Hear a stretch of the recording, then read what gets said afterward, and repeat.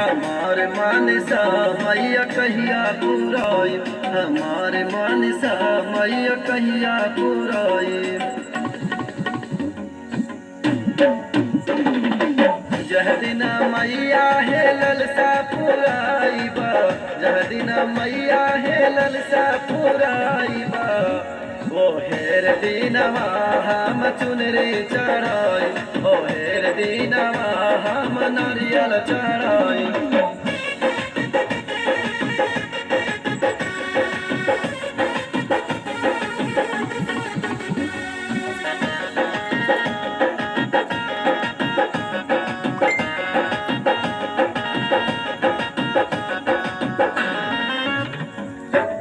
जह दिन देबू मैया गोदी में बालकवा, गोदी में बालकवा देबू गोदी में बालकवा।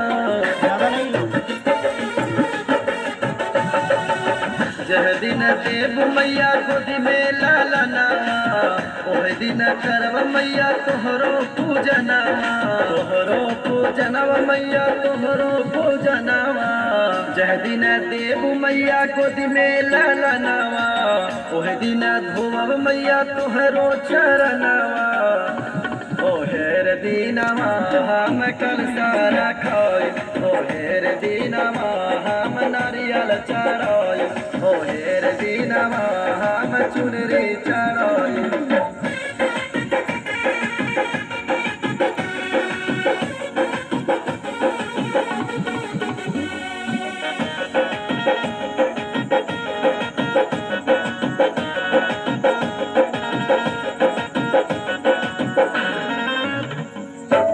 जह दिन मैया हे ललसा पुराइबा, ललसा पुराई मैया ललसा पुराइबा।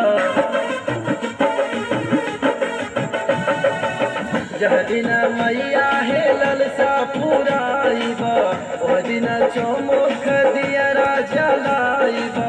जह दिन मैया हे ललसा पुराइबा, ओह दिन राजू से पचरा लिखाइबा, ओह दिन बिजली से जागरण कराइबा।